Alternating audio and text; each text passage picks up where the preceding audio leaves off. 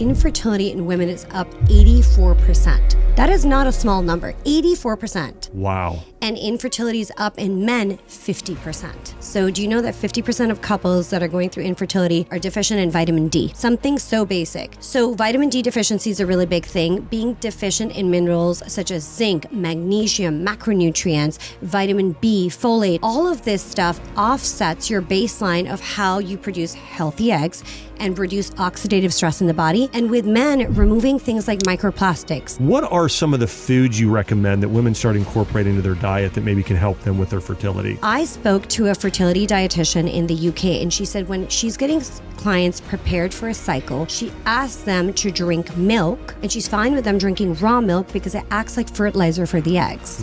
When we look at women's health, everything that helps with longevity and slowing down ovarian aging is what's going to increase your fertility, give you chance to have kids later, have healthier children. We also, this is another lie that's fed to us. You cannot improve your egg quality, and after 35, your egg quality drops.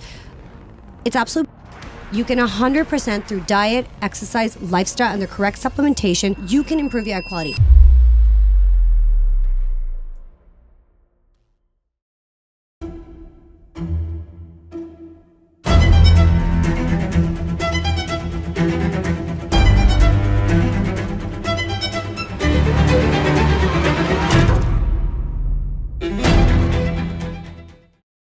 Why is it that fertility rates have plummeted over the last 70 years? And why is it that more women than ever before are struggling with issues like PCOS, hormonal imbalances, and men today as well? The sperm counts have dropped significantly.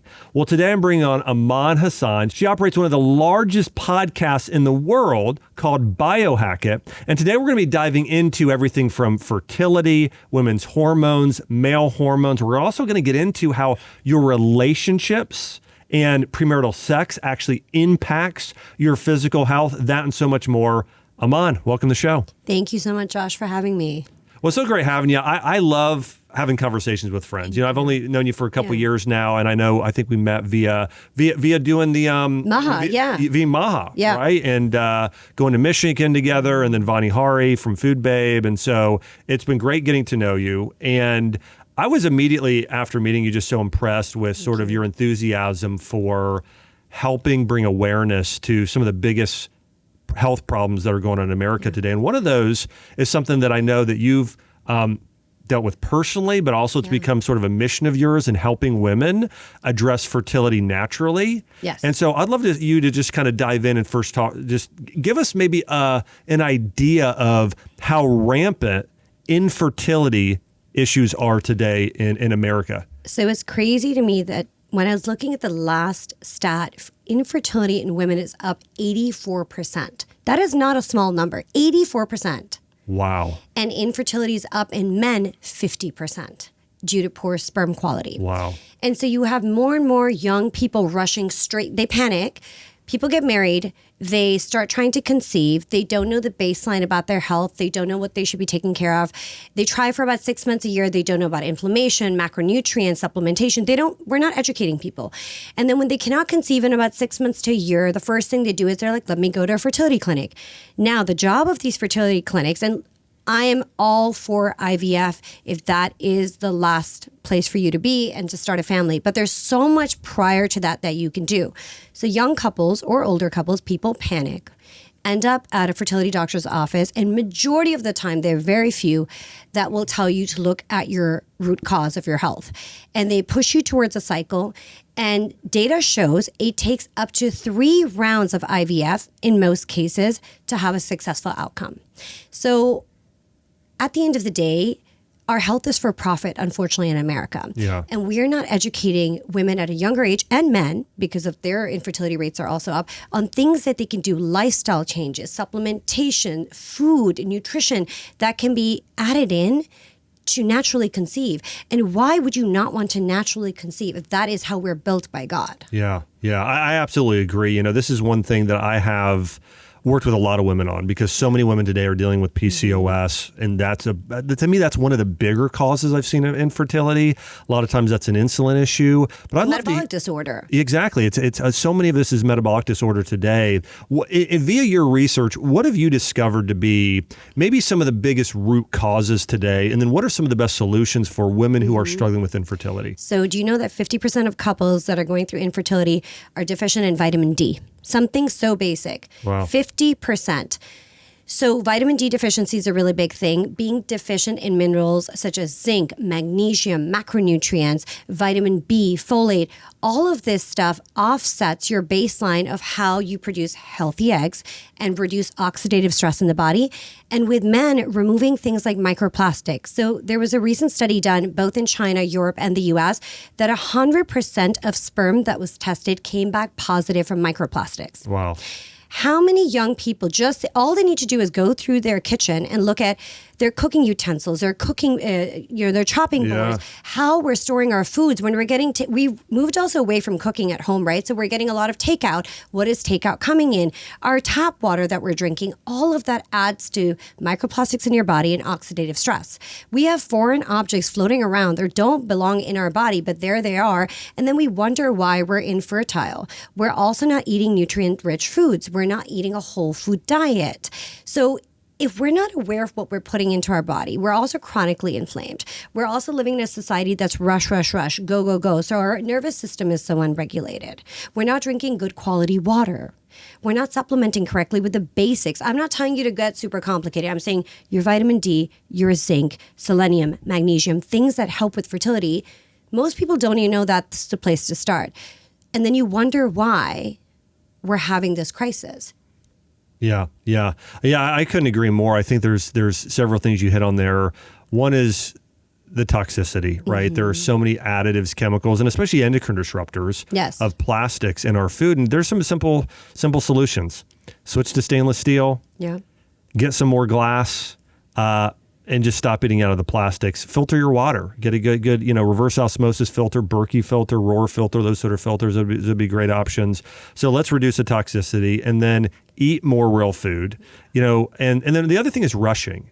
I actually think that this is maybe the biggest cause for some people. And I think it could be any one of those three for a lot of women. But I do think the just feeling like I have to have something scheduled from the second I wake up to the moment I go to bed and be very highly productive every moment of the day is wearing out, it's causing cortisol issues. We know cortisol is a master hormone. When that gets high, now that's going to disrupt and start throwing off all of these other hormones that are important for ovulation, for pregnancy, like estrogen, progesterone, and others.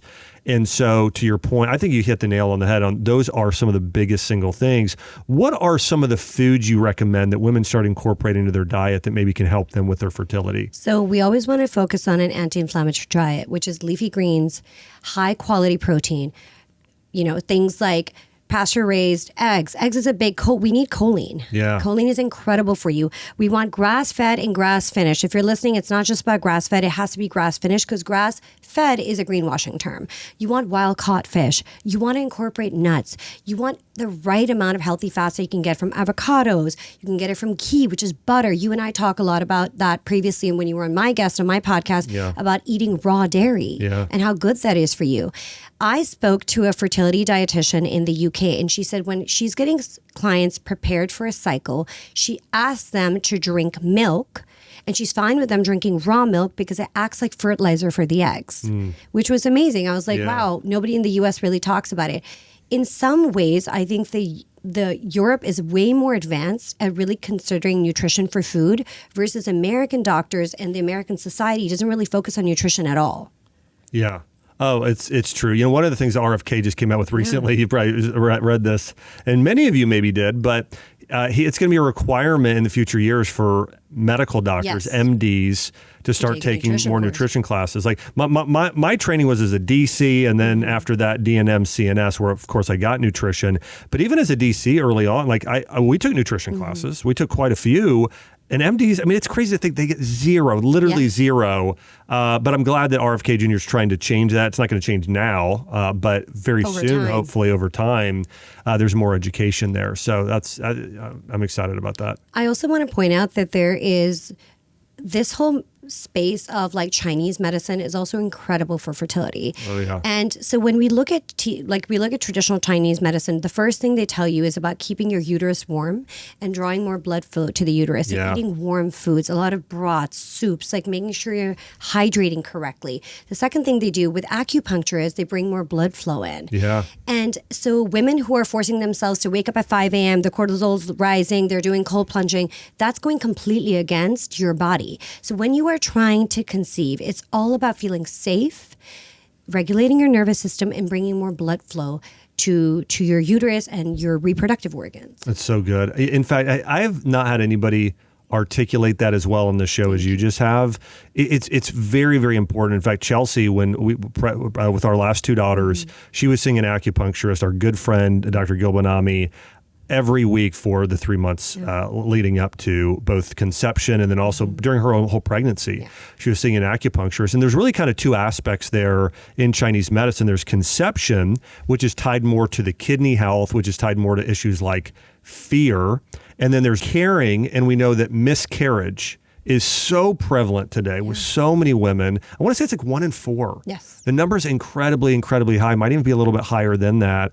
But all that being said, that really has to do with comfort, safety, warmth, all those things your entire pregnancy as you're talking about. And there are foods for that. There are ways, again, there are treatments for that. This is why I'm a much bigger fan of before, I'm not saying during, but during and after doing infrared sauna than cold plunge. Again, if you're getting pregnant, do not do cold plunge.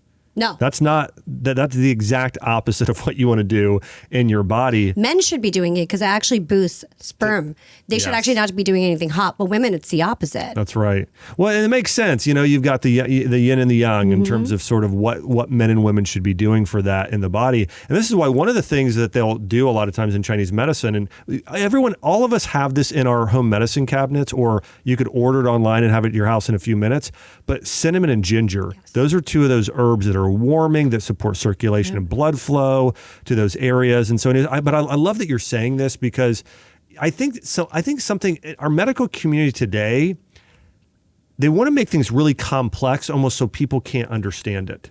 And the thing that you just shared it's over 3,000 years old in Chinese medicine, it's simple. Oh, warming your body, eating foods to warm and nourish, like soups, as you mentioned. Those are the sort of things you want to be doing. High quality castor oil, women. Put castor oil, it reduces inflammation. Another reason why women are miscarrying so much and there's such high infertility is because we're chronically inflamed. You can be my size and be chronically inflamed, right? Due to stress, EMF exposure, blue light exposure, all of that stuff. Castor oil helps reduce inflammation in your organs. So just putting that on at night also brings more blood flow in. It's these simple little things that are actually inexpensive, that those lifestyle changes, if are made, can really help boost your fertility. And the other problem is if you look at Eastern culture versus Western culture, in Eastern culture, when a couple decides we are going to conceive and have a family, they prepare their bodies for at least 1 year because it's culturally what they do. Look at their postpartum care. The woman's at home for 40 days. She's in bed. She's resting. She's eating certain foods. She is in her feminine. Yeah. Western society, we have no room for that. Women are asked to step into the masculine. We're overproducers. We're overachievers. And then on top of that, we just think it's a magic bullet. Tomorrow we get married and we want to conceive and magically we should just have a baby. That is not how it works. Our bodies are beautifully designed, but we need to be in the flow and the rhythm of in relationship and in the way we're biologically created. That's amazing.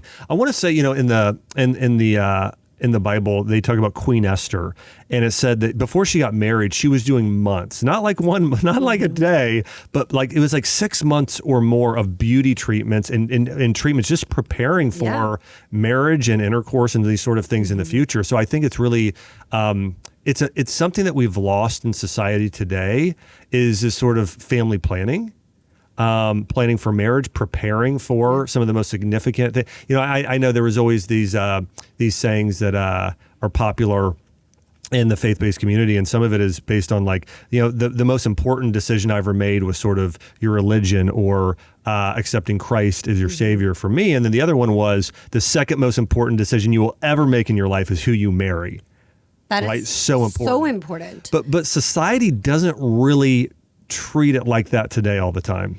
I think your biggest growth as a soul comes from who you're in union with, how you have common shared values, how you look at the world, how you want to bring kids into the world. How are you going to raise those individuals? What are the value systems you're giving them?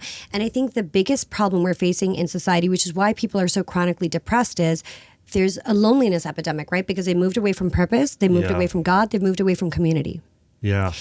And if you look at other cultures that are thriving in that capacity, are like, I'm South Asian, I'm Pakistani, right? We're raised with really big families. We're raised with our aunts and uncles and cousins, and we're used to having big open homes. We don't come from this nuclear family that's just me, my parents, and my siblings. That's not how we were raised. Yeah. We're raised in community. And for us, that is the norm. And we, there's all these different caregivers. If my mom wasn't able to do something, she'd send me to my aunt's house. Yeah. And I really think that gives you connection. And I also think when you are faith-based, at least for me, it gives you don't feel as lonely because there's somebody higher out there taking care of you. Yeah. So when you're feeling your darkest days, you're like, I put this in the hands of God and I know I'm going to be okay. And there's something about when you're around family and friends you've known since you were young, they know you. You can't hide from them in the same way. Like some friends, like if you just met somebody a year ago, it's easier to hide from them. Absolutely. It's harder to hide from your family in that same way. I think Gabor Mate says this a lot in his research, and I'm a huge fan of his, is the reason that people are so anxious and chronically depressed is because they've lost their authenticity. Because from a young age, as children sometimes with the wrong caregivers, we're taught that if you're genuinely authentic, then you won't be accepted. But people that you're really raised with and they see you since childhood, they know your authentic parts. They remind you of who you are, or friendships that you can really be connected in that way too. How can you be fully loved for who you are if you're not authentic with showing up as your full self? Then people only love a version of you. And that's where there's such a high divorce rate now as well, because so many people step into a marriage only showing the best sizzle reel of themselves in their life because they're so terrified if they show up as their authentic self, will they still be chosen? When I think about the people I'm the closest to, most of them, they're the most authentic. Yeah. And when I even think about even the podcast, some of my favorite people that I like to follow, most of them are very, very authentic people. I mean, I think, by the way, I think that this is something that people are even more aware of now, and a younger generation prioritizes even more coming out of COVID, is authenticity and honesty, because we were lied to so many times. Absolutely. And that's something we want. I mean, I think this is part of the reason why you've got people like Joe Rogan or Russell Brand or other people that are just very, very open people. Like even George Janko, I went on his podcast recently. He's very similar in this. Tucker Carlson's like that. He is who he is. Take it or leave it. Exactly. And this is what people want today. You feel like you can actually have a relationship with that type of person because you can. Yes. And you're not having a real relationship with somebody who's constantly, feeding you a narrative. Yeah.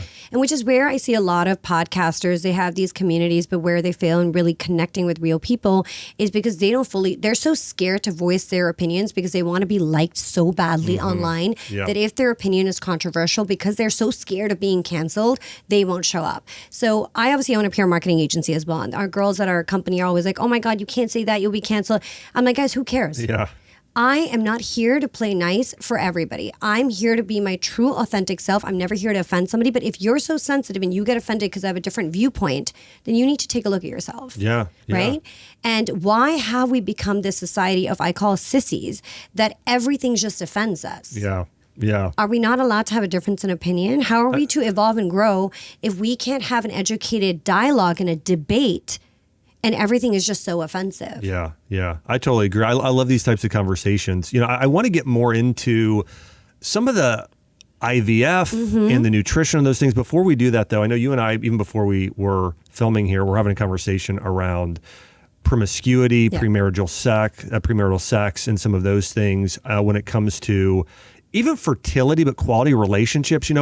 One thing that I really have tried to bring to light, because this is something that I realized very early on with patients, and including my mom, was if you're going to be physically healthy, you have to be spiritually and mentally healthy as well. And emotionally healthy. And that those things are all tied together. And if that doesn't happen, you're going to be physically ill. And my mom, one of the reasons why we know she had breast cancer and later on lung cancer was she had a tremendous amount of fear and a tremendous amount of worry that she was just dealing with on a daily basis. And so we went and dealt with that in the way of spending more time in prayer, bringing these things to God, letting them go, looking at shame and guilt she had in the past, letting that go, praise and worship. And then other things, like we did animal therapy. Like my mom loved riding horses as a kid. So we went to a horse farm and she started. So we did everything we could to help her heal from her childhood trauma, help her build healthy, positive emotions of joy. Like we were very, very focused on that and building better relationships. My mom will tell you today that she was glad she has cancer because her relationship with my dad became so close, and it helped heal even certain issues they had in marriage. And so I bring all that up to say that I think a lot of people today are battling with infertility and health problems because of emotional trauma, childhood trauma. But even you said to me before we started this, you believe that some of these issues are tied to promiscuity or premarital sex, or not having the true understanding of what marriage really is. I think in society today, because of things like social media, OnlyFans, men have taken to these platforms to know that there are just options out there.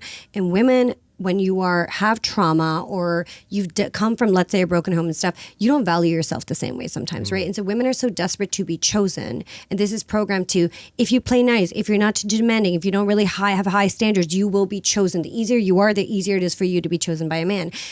And we think that casual sex, which is going to allow a man to bond to us, right? Because when women have sex, you automatically bond, you get attached to a man. Men don't work in that way.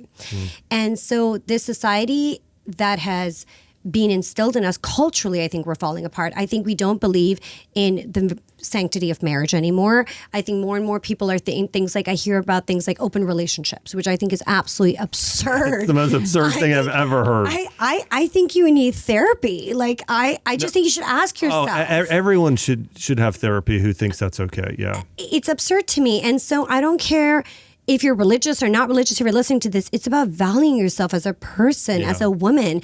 And this delusion that we have, or we're going to hook up a couple of times with a guy, not ask him for anything, not ask him to put a label on it, and then somehow we'll end up together. It doesn't work like that. Yeah. You need to value yourself as a woman. And I think sex is an energetic exchange. Who you allow literally into your body matters. And I think the basis on what that's happening should matter. And so I think if I had a daughter today, Josh, I would raise her to really value herself. And I would raise her to have really high standards about when it comes to dating, when it comes to choosing a partner, when it comes to who she wants to share her body with and in what regard. And I don't think these young women, you see them in college and stuff with casual sex, I think that's completely toxic because it's leaving more and more women confused. If you're listening to this and if you want to start dating, do not sleep with a man. Take your time, get to know somebody. Are your values aligned? Do you want to raise kids the same way? Do you have the same outlook on life? How do you guys want to spend your time and money? But also, how do you guys want to give back? Because we're all here to be in service one way or the other. Yeah. One of the things that attracted me to my wife, Chelsea, was she had very high standards. And for guys, it's like, just I think the way God created us is like, well, we want to challenge. I don't want to, like if you have the right guy, if the guy's like, well, I want the worst possible, that's not the right guy versus, me, it was very much like, no, I want a woman that has very, very high standards, who challenges me, who makes me better. And I think that all that's important. And then, what you shared, I think it's so good. Biblically, the book of Corinthians talks about this. It says that the man is supposed to model what Christ did for the church. And that means sacrificing yourself and literally dying. And so part of what women should have, and this seems like an incredibly high standard, but the standard should be your man is willing to die for you. Like not like in theory, but literally they would sacrifice themselves, take a bullet for you, sacrifice the things that matter most to them in order to make your life a dream, in order to make you holy, help you grow. And I think about that sometimes is for myself is like, what can I do to help Chelsea? Like, what are her dreams? How can I make those come true? But I think that's not, most women aren't, again, they've taken their standards and making them so low. Correct. And so then men are like, okay, well, it's a low standard, Let's go, Why do you have to put in the work? So in the indigenous communities, I have to look this up. I'll show you after. Yeah. There's a very famous quote that I once found of a couple. And it says the following, that a true perfect relationship is that a man comes into a woman's life to make her feel so safe so she can walk the earth unharmed. And a woman's job is to return a man's soul to God, to Creator.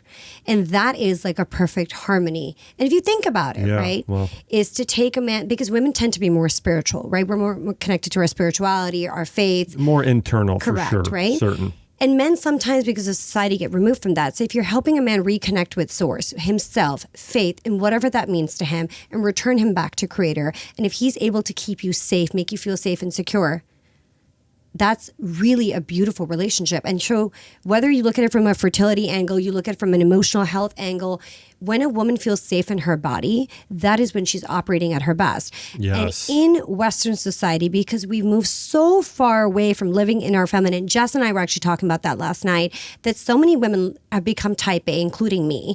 And that is not us being in flow with ourselves. When we're so type A and so in our masculine because we're forced to be because of work and culture and society, that's living out of our beautiful design that we were created in. Wow. And so if we're living out of design, then why are we questioning why we have things like infertility? Why are we struggling in relationships, but we're not living in the way we're created to be, in that perfect yin and yang? Yeah, it's so good. I think this solves everything. I mean, God designed us to live a certain way, and when we're living out of design, it makes us sick. One of the Jordan Rubin and I, when we wrote Biblio Diet, we kind of got into this in terms of the food, like even regenerative agriculture, being outside more. Correct. When the sun comes up, you should wake up. Down. All those things speak to that. I want to mention something else, because you use the word identity there. I think, my understanding and what has allowed me to build a strong identity, I think my wife as well, and we want to extend this to our girls, is this sort of idea of, okay, your identity is tied to your sense of self-value and worth. And from the Christian perspective, Christ gave his life for us. So you had the person who is perfect in this world, and God gave his son that we could live. That should be such a value-building thing within you, that you had somebody, the perfect person, who gave their life for you. And a very similar thing, something that could build confidence for the female in the relationship, is the husband gives his life for you. That should build value. But again, if you're dating somebody who won't sacrifice for you, they're putting themselves first constantly. It's 50-50. It's 50-50. Yeah. Like even this is so simple. Paying for a meal. Of course the man should pay, because they're called to be the one that's sacrificing whatever the thing is they have for the woman. And that's changed dramatically even in the world today, things like that. I think, and I'm a working woman. I'm a professional. I have 2 businesses and I love what I do. But at the end of the day, I think we all, men and women, have certain roles. And I think we've come so far out of that. A man is a provider at the end of the day. And I don't care if you're listening to this and you're a woman and you're like, oh, she's being a contradiction. I think a man's role is to provide for his woman, for his family, and to keep her safe and protect her. And a woman's role is to provide emotionally for a man and spiritually for a man, and make sure, a house is running well, the kids are being raised. I still believe in traditional gender roles. And I think in Western society, a lot of that has also been broken down, where women have become like men and men have become like women. And we're all going around life so confused. And the women are like, well, I don't feel safe. And the men are like, well, my needs are not being tended to. But there has been that complete illusion of who we are that's being destroyed. As I think about the way that the Bible portrays this, I think that there tend to be certain roles, but I do want to say, I do think there's an element of them overlapping at times, and there are, in terms of mutual support. So I think it's okay if the woman is the main breadwinner financially, but to your point, I think that women tend to need more of this love and sacrifice from the man, and man needs more respect and nurturing in that certain way as well, on average, as you're sharing. But I do think that's been lost. I do think it's lost. I think society is trying to make men and women identical, the same, to where you almost don't see a difference. Yeah. And that's wrong. We know God made Adam, he made Eve, he made man, he made woman. And so I think that to ignore that is to the detriment, because it's not by design, to your point. I have to say, though, Josh, I will say that if a woman is the breadwinner in the family, there is a throw off in there, because she has to wake up and then go to work and be like, I need to make money, I need to earn. And that becomes her top priority, right? If that becomes her top priority, Understood. Then she's going to move away from taking care of her emotional body. Here is my point with this. I think you're for the most part, totally correct in what you're sharing. One thing I do see in the Bible, though, on occasion, for instance, Deborah. Deborah was a judge in the Bible.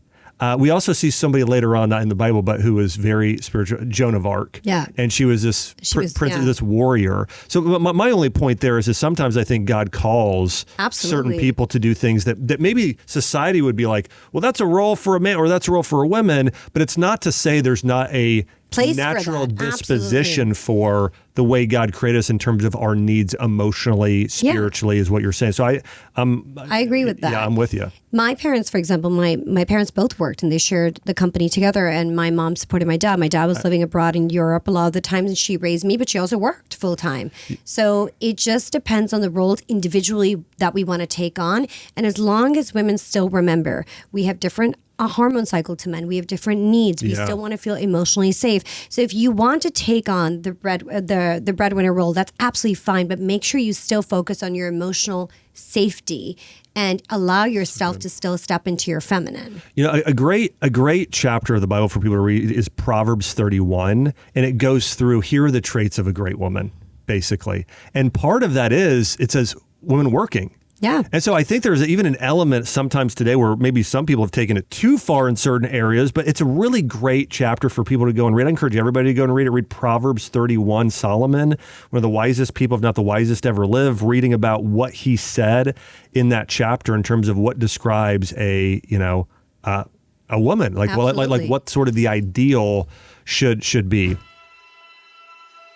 Do you have unexplainable illness, hormone dysfunction, weight loss resistance, brain fog, and you're tired of being dismissed when you know something isn't right? Well, get my at-home testing of targeted biomarkers, including hormones, thyroid, and metabolism, plus a full hour with one of my senior health advisors to help you understand your results. The truth is, your doctor's probably reading your blood work all wrong. They're missing the cellular issues behind the symptoms. This new testing flips the script. The future of interpreting test results is here. I'm currently offering a simple at-home blood test that actually tests for the right things. And just as importantly, it comes with proper interpretation of your results. If you want to check it out and grab one before they're gone, just go to mybloodwork.com now. You know, one of the things that you've said quite a bit, and I think this is so important for women, is that they need to feel comfort, safety, security. And we talked about Chinese medicine with this. And so one thing I tell patients all the time when they're working on infertility, especially if I have a woman, and this, again, has been through a miscarriage, is I will tell them, here's what I want you to feel like.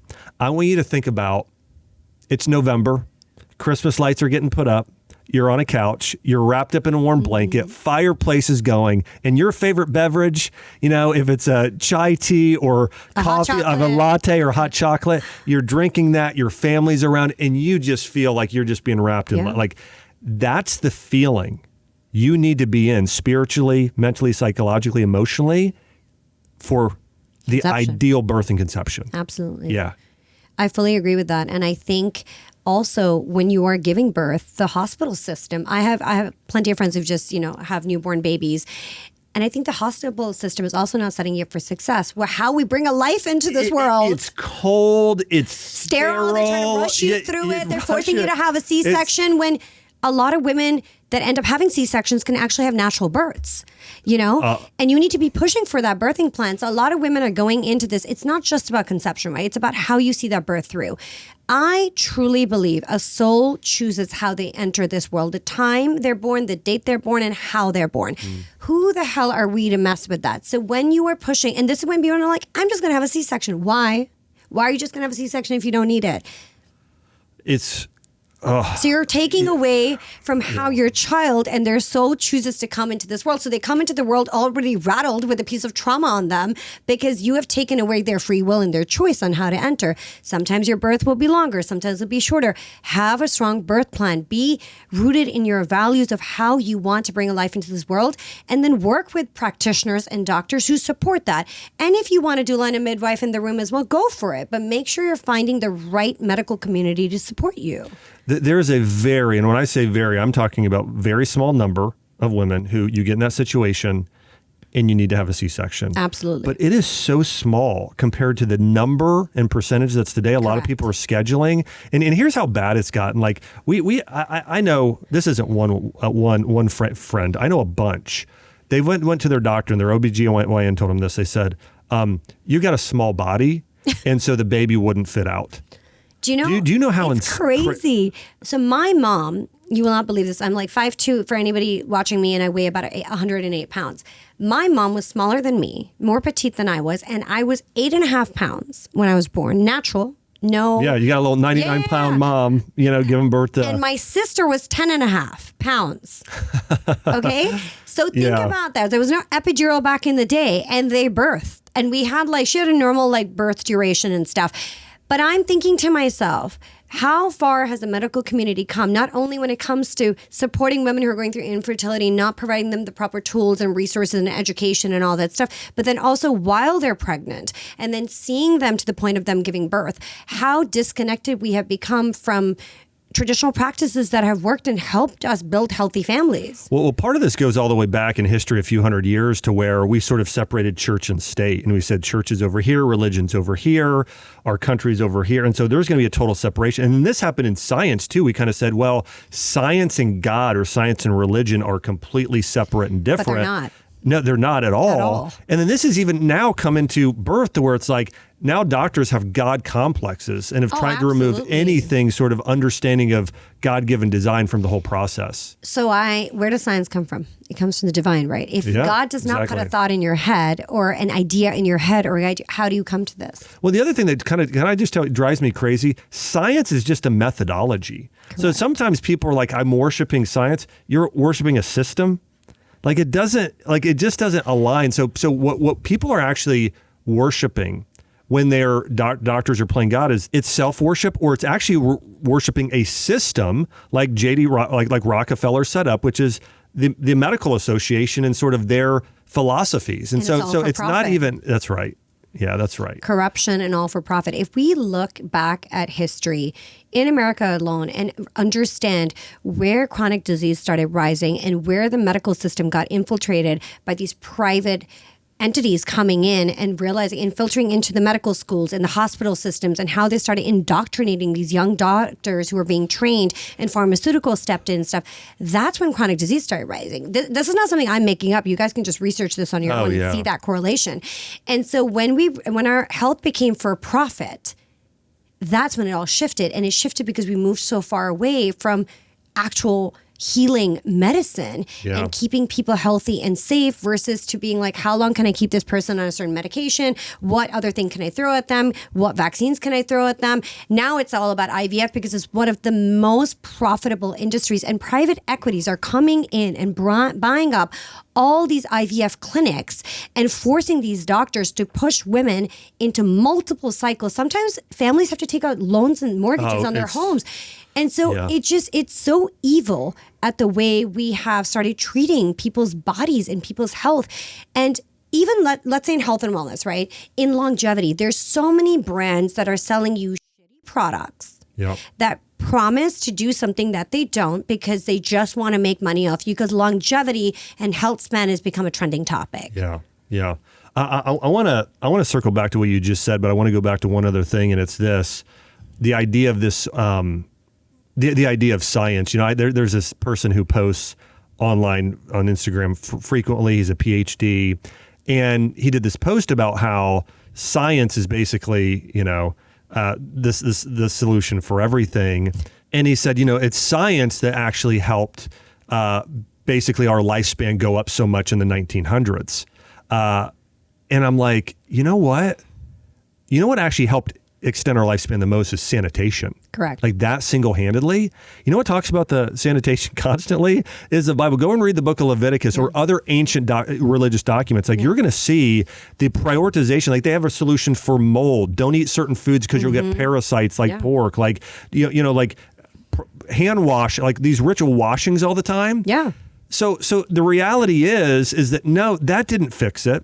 It's that religion fixed it, or in God's word, but now you're actually, trying to give science credit for something that has been known for thousands of years. So for anybody listening, I'm Muslim, right? And if you look at Islam, we're told to pray 5 times a day. Before we pray, we're told to do wuzu, which is washing. Yeah. And cleansing ourselves and being conscious of, what we're eating, what we're consuming, even our thoughts. Yeah. And so sanitization of your body, sanitization of your thoughts, sanitization of your emotional health all matters. Yeah.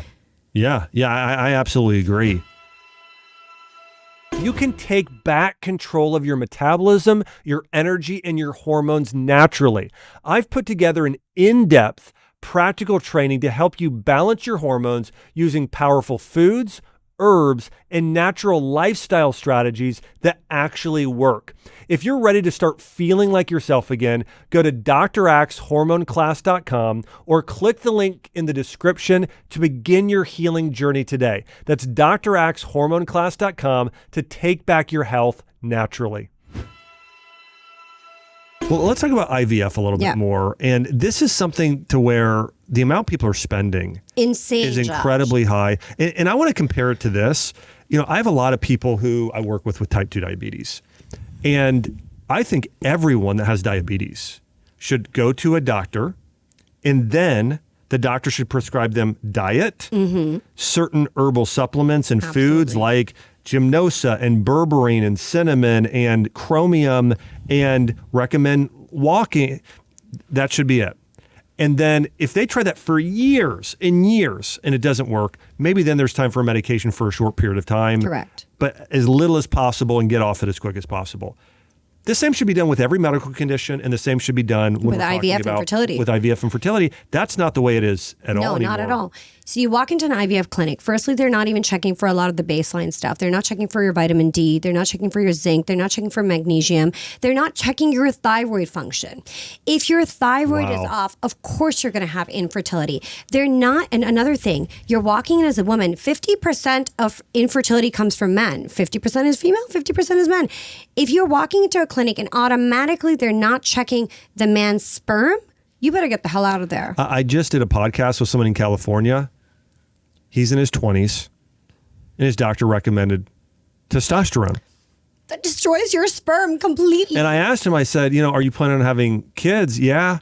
Well, the doctor didn't even have the conversation with him because they don't realize that men taking testosterone makes them infertile for that time. And so there's a lot of supplementation and natural ways for men. If you're listening to this, or you have a husband or a partner and his sperm count is not good or his motility is not good, there's a lot of healthy ways for them to raise their natural testosterone levels. One is weight training and lifting more. One is cold plunging. Mindset has a lot to do with his meditation. And then the supplementations are the same for men and women. CoQ10, zinc, selenium, magnesium, vitamin D. Yeah. Those are the 5 main supplements that work for men's sperm and motility, as well as reducing oxidative stress when it comes to women. Yeah. The other thing that they don't tell you about is that your oocytes, your eggs, have the highest concentration of mitochondria than anywhere in your body. Wow. It's 100,000 mitochondria that exist in your oocytes. Wow, that's amazing. Wow. And it's actually not even that malleable, meaning saliva and your skin can get damaged more. The oocytes in your eggs actually the mitochondria in your eggs is actually very, very resilient. But the mitochondria in your eggs needs to be fed like anywhere in your body. So another thing that is extremely helpful is helping increase your ATP energy. And what do you do that with? Things like NAD. If you're trying to conceive or you're going through a cycle, your body doesn't actually have NAD receptors. But if you do flood dose your body at that time with NAD IVs or injections, that can be really helpful. But a more holistic, cheaper solution is precursors of NAD, which is NMN and NR in a high enough dose with antioxidants in it, like resveratrol. And that alone has, in mice, shown to increase fertility by 30 to 40%. This is data. I'm not making this up. Another thing that is extremely beneficial is rapamycin. So rapamycin was originally, it's a longevity drug. Yeah. Columbia did a research on 50 women that were given rapamycin, some placebo and some actual rapamycin, at a dose of 5 milligrams once a week for a duration of 3 months. And the data so far has shown that it increased your ovarian age by 20%, meaning slowed down ovarian aging by 5 years. Wow. And it should, when we look at women's health, everything that helps with longevity and slowing down ovarian aging is what's going to increase your fertility, give you chance to have kids later, have healthier children. We also, this is another lie that's fed to us. You cannot improve your egg quality, and after 35, your egg quality drops. It's absolutely bullshit. You can 100% through diet, exercise, lifestyle, and the correct supplementation improve your egg quality, and Chinese medicine and herbs. You can improve your egg quality. Yes, we as women are born with a certain amount of eggs. Those are the eggs that we walk into this earth with, and when they finish, they finish. However, a lot of the more progressive, holistic, alternative fertility doctors, there are two amazing ones. There's one on Instagram called Dr. Amy Azadeh, the egg whisperer, and a guy called Dr. Zahir Merhi. They have helped women 45, 47, 48 get pregnant. Oh. Not just like going through IVF, but helping prep their bodies, giving them the right nutrition, anti-inflammatory diet. Also, another reason that women tend to have more miscarriages and not conceive is because when we're getting older in 30s and 40s, we lose a lot of muscle mass. If we want to have a healthy pregnancy, we need actually more muscle mass because it also helps with insulin resistance. Yeah. So drop your cardio, ladies, and start going to the gym and hitting weights, because I promise you that's going to help you with your fertility journey and actually even help you. Women who tend to lift more weights actually have shorter deliveries and healthier deliveries. Yeah. Yeah, I know. My wife is an avid fitness person, and we did home births at home in a pool. Amazing. And her births were in just so fast. Right. It was sort of crazy. So the first time we gave, so with Arwen, our 5-year-old, Chelsea gets in the shower and thinks that, okay, the contractions are just starting. I'm like, okay, great. When should I call the midwife? We go a few hours and I'm like, okay. So I brought her a timer so we can kind of look at how far the contractions are apart. And I'm like, okay, you're keeping track, right? You just want to make sure. Yeah. And of course, I should have been looking more. And then finally, I'm like, I go and look at how far apart they are. I'm like, Chelsea, you're about to give birth. Like, we called the midnight. The main midwife didn't even get there in time because 40 minutes later, the baby was coming. One got there in time. And then, like, I was supposed to fill this pool. I go to fill the pool tub. The bath tub handle breaks off. It was like this sort of like movie, total pandemonium. It all worked out and it happened fine, but it happened so fast. Quickly. So fast. Your wife must lift a lot of weights. She lifts a lot of weights. The thing I will say, though, she will tell you now is she wished she would have learned to breathe even better. Absolutely. Because learning how to breathe and doing deep breathing is so important for not tearing, having just having the best. Because you're pacing yourself, right? Yes. You're regulating yourself as you're going through your process. You're telling your brain you're safe. You're telling your body you're safe. You're not shortening up and feeling like you're in a panic. You're breathing through it. Yeah. So automatically your nervous system is regulated. If your nervous system is regulated when the baby has to drop, you're ready for that. Yeah, absolutely. So I think it's a great point metabolically. It's a great point in terms of birth, and it's something I've hardly ever heard anybody even mention in relation to having a great pregnancy. And I think if you are wanting to have a baby, I think you said so many things that I think are so incredibly wise. When you want to have a plan, that's a big thing. Really spend time with a plan, make it holistic, eat foods. Again, remember that picture, like you're warm, you're nourished, you're safe, you're secure. I also remember this. Chelsea really wanted us to own a home because we were renting at the time. Yeah. And there was this thing. The and nest. The nesting, right. And I was like, can we just wait? And she was like, no, we need to own a home. And I was like, okay, well, I'm going to make it happen. Yeah. We're going to, and so there's a lot happening emotionally during. And women are emotionally complex. I think men are not that emotionally complex. At the end of the day, men have a 24-hour hormone cycle. Women have 4 different hormone cycles a month. We are just set to be more complex. And then when we hit things like perimenopause that can start sometimes unfortunately as early as your 30s now, and then we go into menopause, our brains are wired so differently. We have so many hormones that get affected. And on top of that, if you're not feeling safe or secure, that can completely throw you off. So I do think there has to be more education for women around their bodies. There has to be more awareness around signs and symptoms of perimenopause and then how to delay actually going into menopause, because research has shown you can do that. PRP, stem cells for the ovaries, anti-inflammatory diet. People have been able to pull themselves out of early menopause and put that more into rest. Listen, menopause is inevitable. It's going to happen to all of us. But the speed at which that happens, we can now reverse. Yeah. Rapamycin, right? And if we want to have healthier babies, we want to have them at a later date, whatever it may be, we need to slow down us falling into menopause. And that also means reducing the stress in our lives, regulating our nervous systems, reducing inflammation, feeling safe. There's so much that goes into being a woman these days. And I think the fact that we don't sit with ourselves and take all that in is what's throwing us into this toxic cycle, which is causing so much infertility and panic in us. Yeah.